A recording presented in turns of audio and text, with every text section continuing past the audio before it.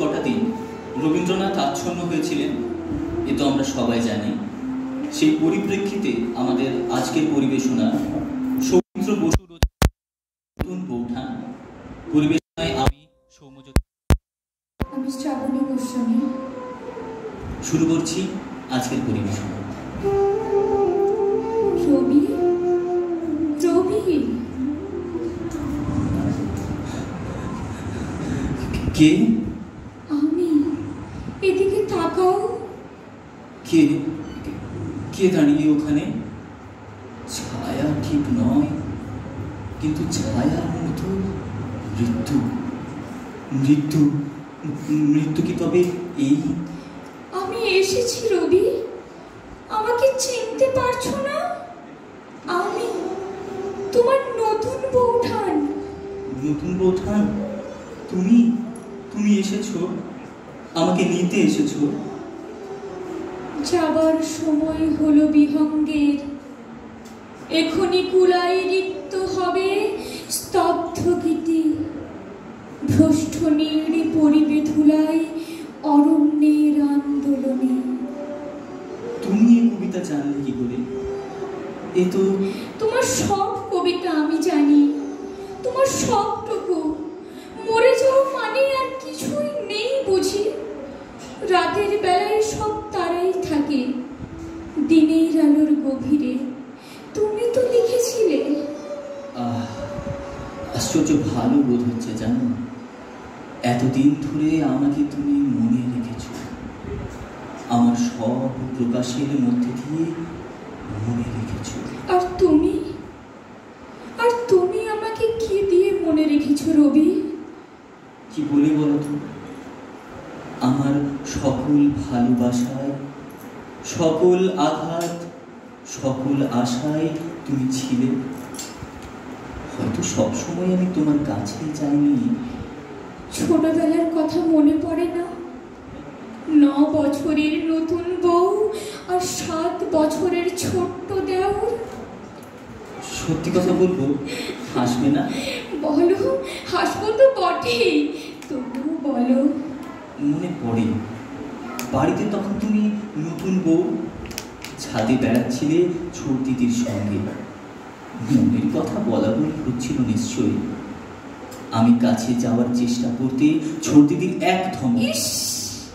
তখন তোমার মুখখানা যা হয়েছিল, লজ্জায় অপমানে রাঙা। খুব ইচ্ছে করছিল জানো স্বর্ণ দিদিকে বলি, আহা ছেলে মানুষ না হয় থাকলোই বা আমাদের সঙ্গে, এসব কথা ও আবার কি বুঝবে।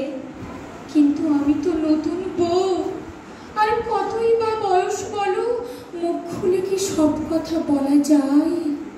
শুধু শুধু সেই নতুন বউকে দোষ দিচ্ছ কেন? মুখ ফুটে কোনোদিন কোনো প্রশংসার কথা আমাকে কি বলেছ? এই ছেলে, এমন অপবাদ দিও না, অধর্ম হবে। শুরু করে সুপুরি কাটাই রবির মতো কেউ নাই, এমন কথা বলি জনে জনে। ধুর, সুপুরি কাটার সার্টিফিকেট নিয়ে হবেটা কি? আমি তো চিরকাল চেয়েছি আমার লেখার সার্টিফিকেট। সেখানে কোনোদিন তুমি আমাকে মন খুলে ভালোবেসে দিতে। খালি বিহারী চক্রবর্তীর সঙ্গে তুলনা করে আমাকে বরাবর লিখেছ নিচের তলায়। কি হাসছো যে? হাসছি আর ভাবছি। কি? সেই রাগ এখনো মনের মধ্যে পুষে রেখে দিয়েছো? না, সেই সব কথা কোথায় ফেলে এসেছি, সে থেকে গেছে আমার বুকের মধ্যে আতরের ফিকে হয়ে যাওয়া মন খারাপ করা গন্ধের মতো। দিনের শেষে ছাদের উপর পড়তো মাদুর আর তাকিয়া, একটার উপর রেকাবিতে বেল ফুলের গোড়ে মালা ভিজে রুমালে, পিরিচে 1 গ্লাস বরফ দেওয়া জল আর বাটাতে ছাঁচি পান। তুমি গা ধুয়ে চুল বেঁধে তৈরি হয়ে বসতে, গায়ে একখানা পাতলা চাদর উড়িয়ে আসতেন জ্যোতি দাদা, বেহালাতে লাগাতেন ছড়ি, আর আমি ধরতুম চড়া সুরের গান।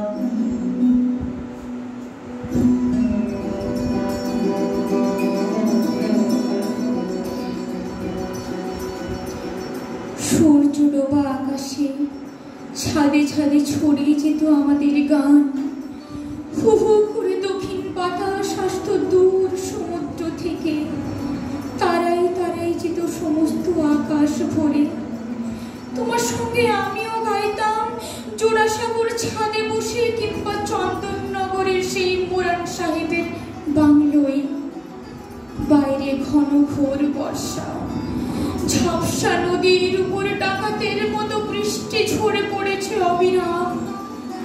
আর চারিদিক খোলা সেই গোল ঘরে আমরা দুজনে মুখোমুখি বসে গান গাইছি। সেই সব দিন থেকে গেছে আমার লেখা। বিবিধ প্রসঙ্গে উৎসর্গ করে লিখেছিলাম তোমাকে, লিখে দিয়েছিলাম আমার এই লেখার মধ্যে রহিল এক লেখা তুমি আর আমি পড়িব, আরেক লেখা পড়িবে অন্য সকলে। ঠিক যেমন তোমার রক্ত গর্বিত কিশোর বলেছিল, ওই কাজটি থাক আমাদের একটি মাত্র গোপন কথার মতো। তা হবে। নন্দিনী আর কিশোরের মধ্যেও তো আছি আমরা দুজনে। সেই সব দিনগুলো জানো রবি, আমাকে গোলাপের মতো ফুটিয়ে তুলেছিল। কে যে কাকে ফুটিয়ে তোলে নতুন ওঠা। কিন্তু এইসব ভালো লাগার কথা তুমি আমাকে কখনো বলনি তো আগে। বললে কি হতো? জানি না কি হতো, কিন্তু কম বয়সের একটা কষ্ট হয়তো কমতো। তবে বলি শোনো, আমার খুব ভয় হতো জানো তোমার লেখা পড়ে। ভয়? ভয় কিসের? মনে হতো এক আশ্চর্য, গন্ডি টানা সংসারে তো ধরবে না বেশি দিন। বোকার মতো নিন্দে করে তোমাকে বেঁধে রাখতে চেয়েছি। এত ছেলে মানুষ ছিল ভাবতেও পারিনি। জোর করে কাউকে বেঁধে রাখা যায় না, নিন্দেও করা যায় না, ভালোবাসা দিয়েও যায় না। তোমার দাদাকে তো আমি বেঁধে রাখতে পারিনি। ছি ছি ছি, এই কি কথা?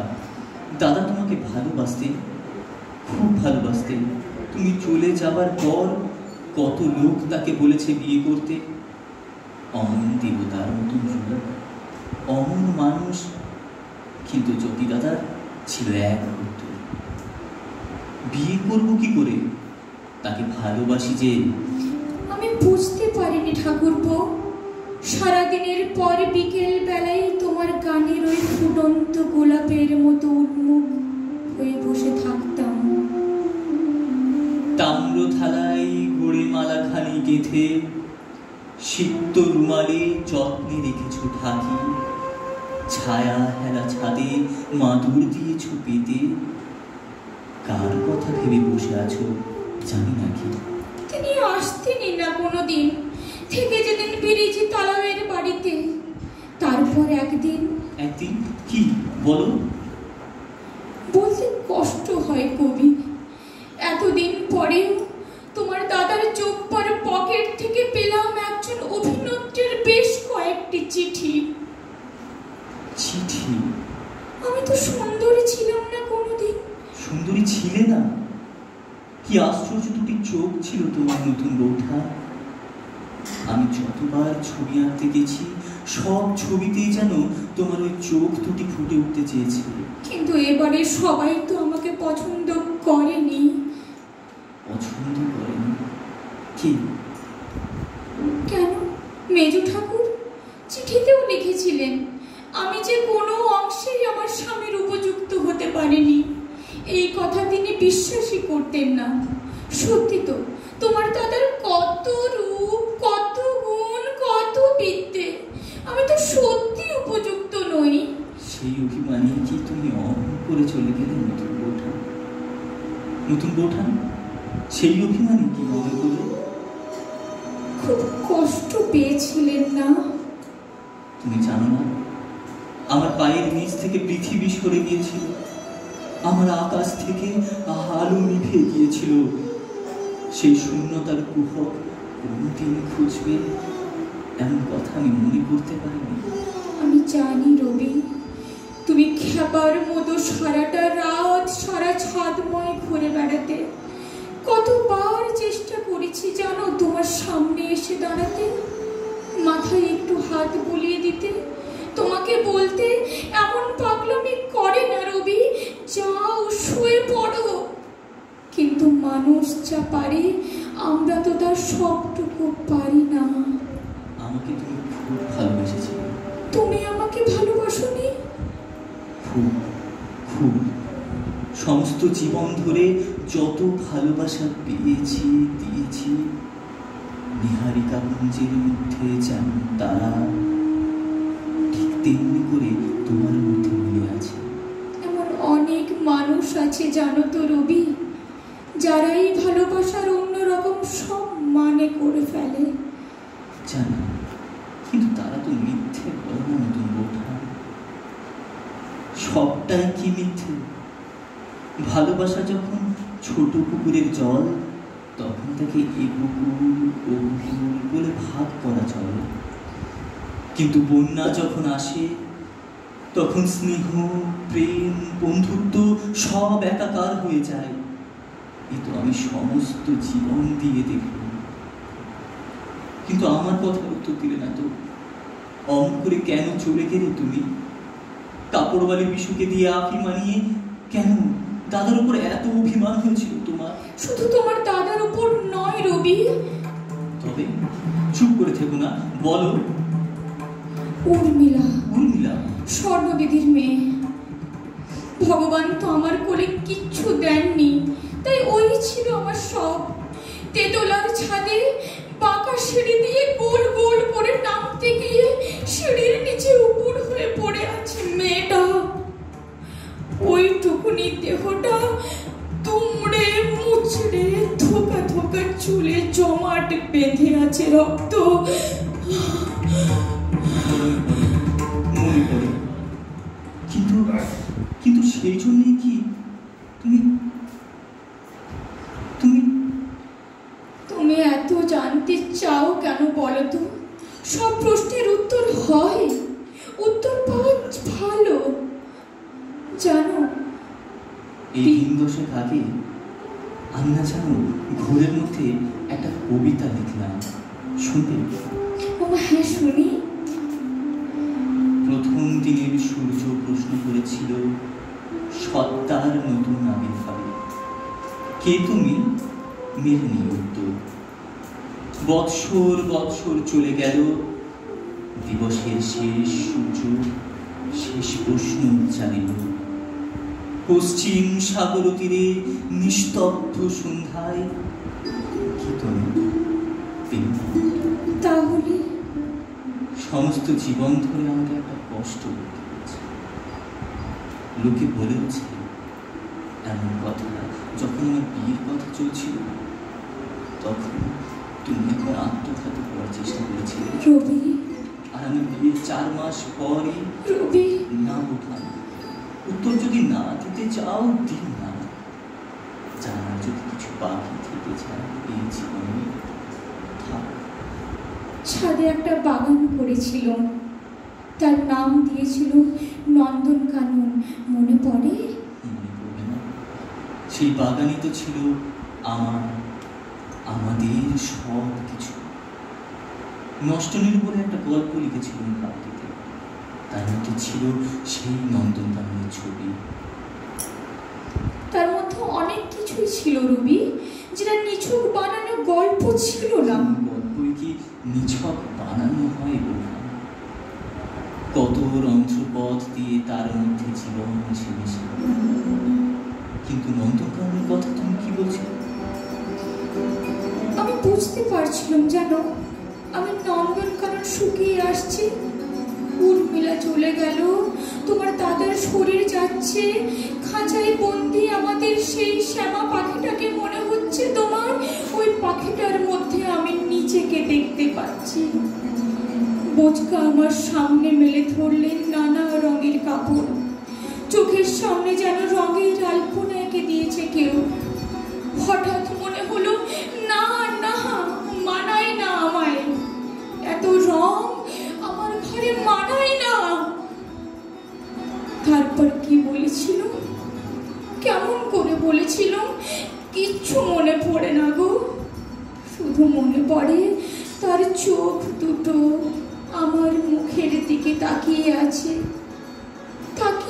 আছে? ভেতরের যা কথা সব পড়ে ফেলবে নাকি রবি? আজ অনুতাপ হয়নি। কতটা বাকি ছিল জীবনে, কত আশায়, কত হতাশায়, বিশ্বাসে, প্রবঞ্চনায়, অন্ধ দেওয়াল আর সেই পাথর ফেটে বেরিয়ে আসা সম্ভাবনে ভরা কত সব অভাবিত বাঁক নির্মাণের জীবন।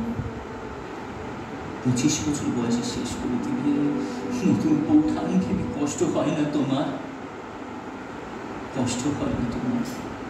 ভোরের বাতাস দিচ্ছে রবি, কষ্ট হয় না তোমার? শান্ত হও, কষ্ট হয়। একটু ঘুমিয়ে পড়ো। তোমার চাদরটা নেমে গেছে, বুকের কাছে টেনে দিই। অনেক কথা বলেছিলেন কবে তোমার কানে কানে, কত নিশীথ অন্ধকারে, কত গোপন গানে গানে অনেক কথা বলেছিলেন। নমস্কার। নমস্কার।